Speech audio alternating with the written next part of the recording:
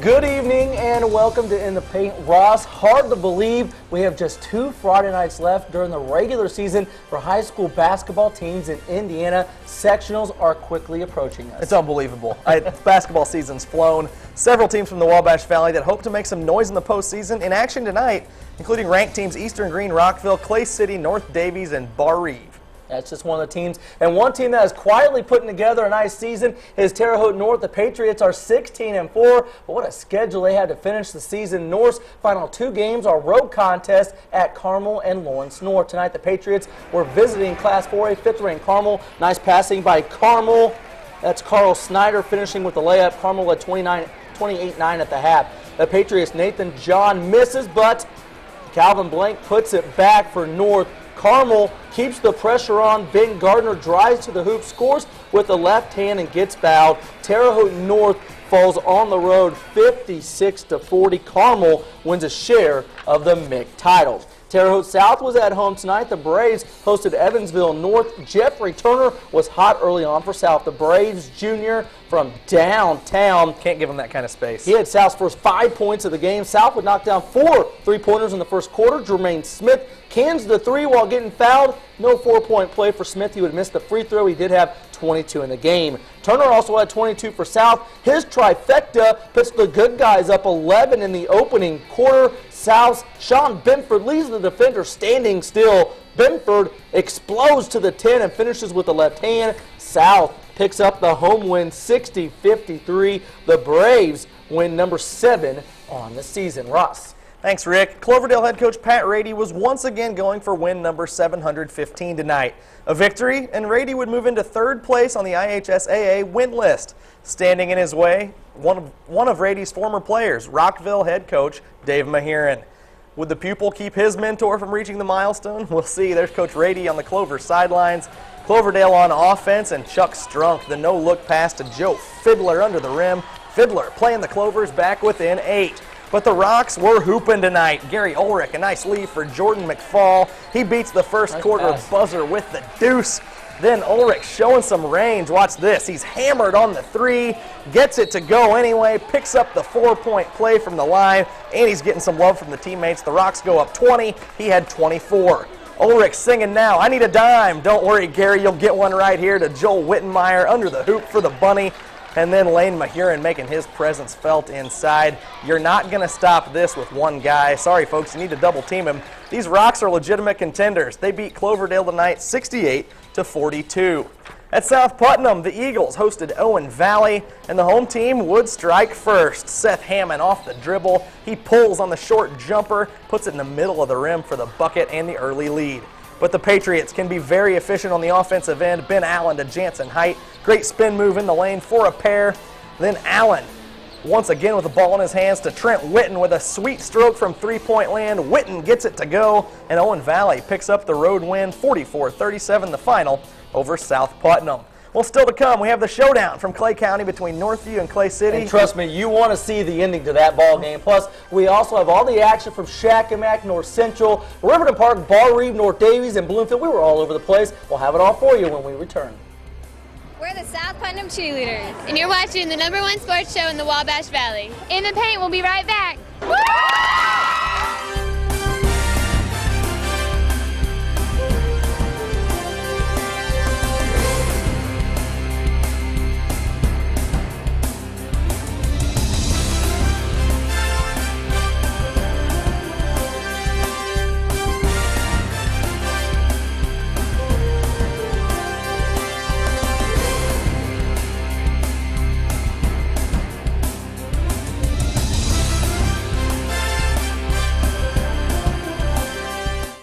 Welcome back to In the Paint. Clay City had a chance to make school history tonight. The Eels were trying to beat their county rivals Northview for the very first time. The 2 schools met at a packed house at Clay City.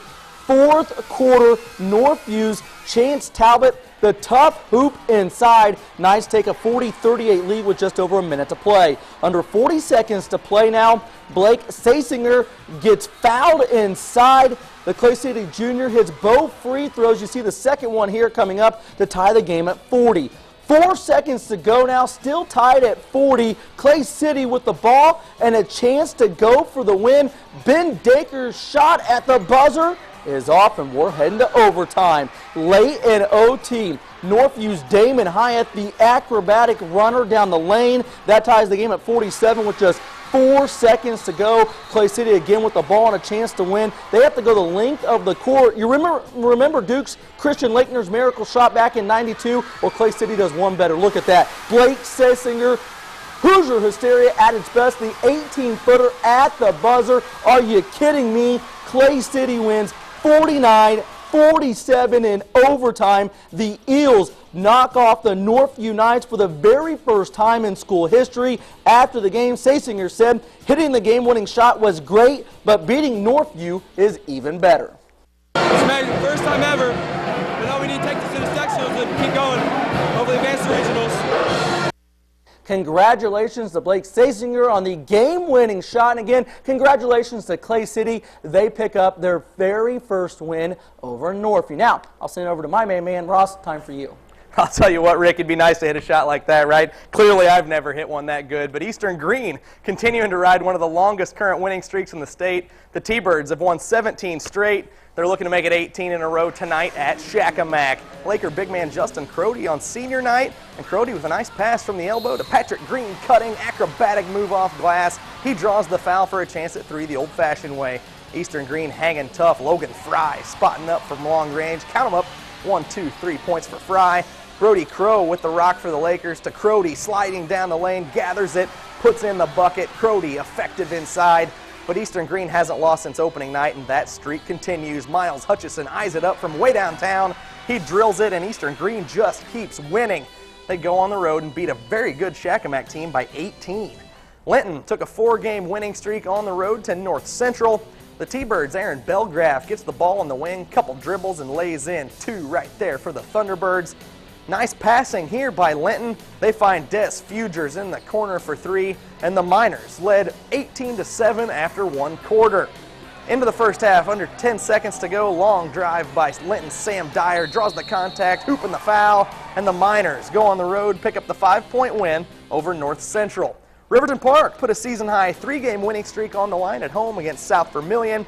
Panthers looking good here off the pass from Gary Sikuski. Corey Edge uses every bit of the rim on his short jumper, and it falls. The Wildcats need a bucket. They go to Philip Harpanon, no doubt about it. The 6'5 senior stepping out and making an impact from long range with the triple.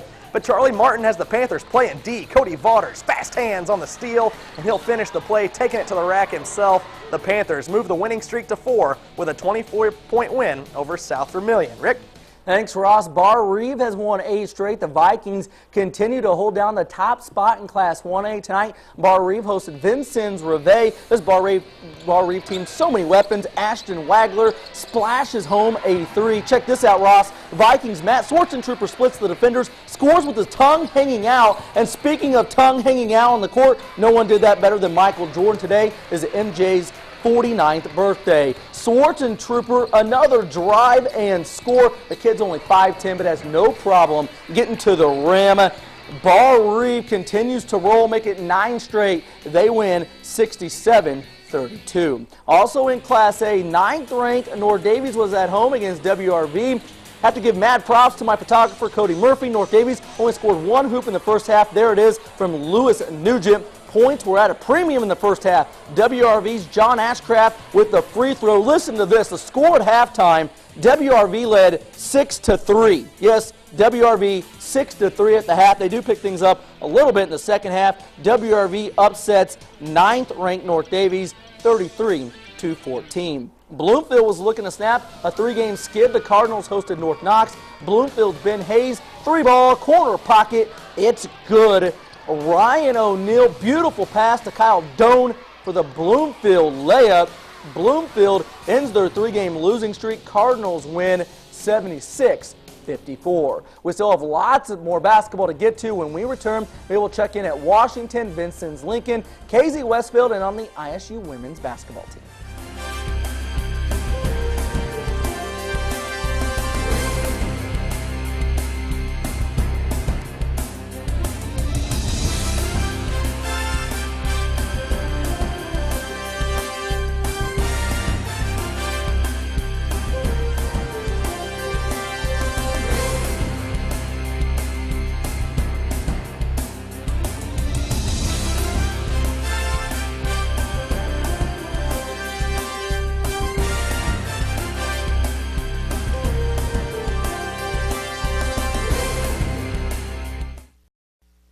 Welcome back to In the Paint. Washington suffered a big blow this week. Senior and leading scorer Dylan Irvin suffered an ACL and MCL injury in his knee Tuesday night in the Hatchets' road loss at Southridge. Tough break for the young man. He's a great guy. His season and career is over at Washington. The Hatchets playing without Irvin tonight against Mount Carmel, Illinois.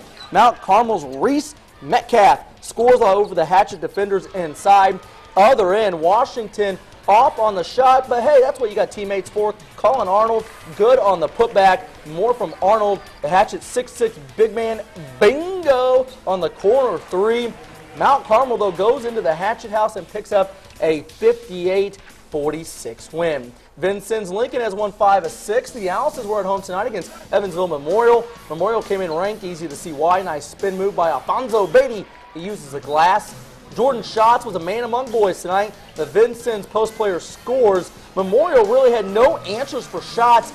He gets another layup to put the Alices up 12 in the third quarter.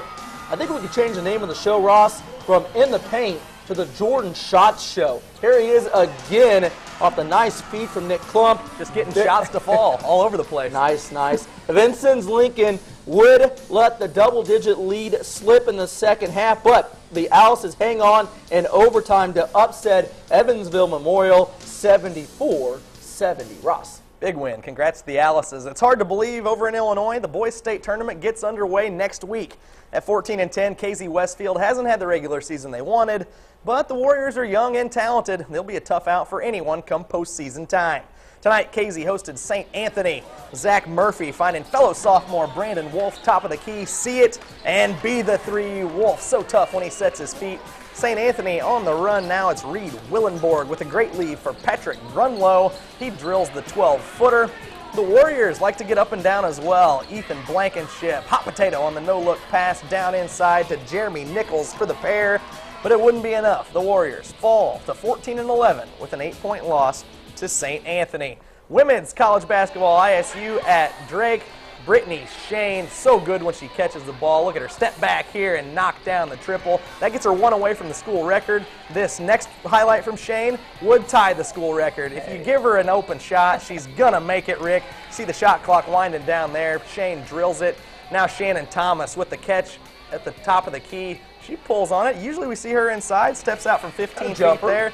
Not enough, though, for the Sycamores tonight. Drake, too good. The score not up there for you, but ISU was beaten. They fall to 6-7 in the league. The final there, we forgot to put it up. It was ISU loses 60-43. How about time now for our Sports 10 Spirit Award? Vincennes Lincoln. I like that there, Ross. Dressing up, love it. How about going pink at Shacamac? Like that a lot. Looking good. I was at Cloverdale, and they were a lot of fun. Those fans were a good time against Rockville. You know, the best part of all that, it's great to see the school spirit out. That's what makes high school basketball so special, see the students at the ball games. Oh, no doubt about it. You see those students come out showing support everywhere we go. We see student sections all the time that could be on that segment, and we have to limit it to 3 or 4 a week, but still, keep coming out. You'll get there. And again, we want to mention, we didn't have the score up there. The ISU women fall on the road tonight, 60-43. Congrats to Brittany Shane. She does tie the school record for three-pointers. I got a feeling next game she will break that. Brittany doesn't go many games without hitting a three. No. Now, we did have other sports going on, and we'll show you here high school wrestling state finals. And look here, folks,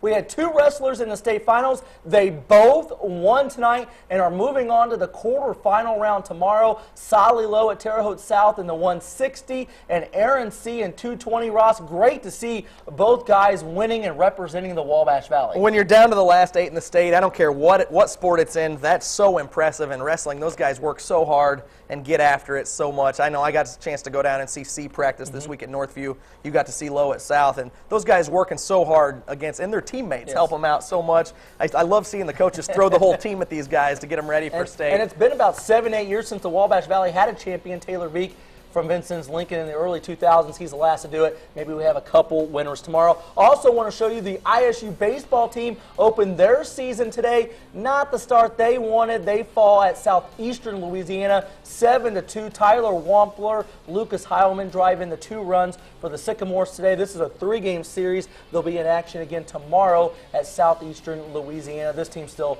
a big season ahead. Well, like we were talking earlier today, this was a 3-2 ball game for most of the game, and that's encouraging to us because that shows me they can pitch. We know they're going to hit. Yeah. There's no doubt about it. This team's going to score runs. Their lineup's too good in the middle to score 2 runs a game. And also tomorrow, high school girls basketball regionals. We'll be at all the game. Good luck to Riverton Park, Bar Reeve, Sullivan, Clay City, and the ISU men's basketball team at Butler. We'll have all the action for you tomorrow night at both 6 and 11.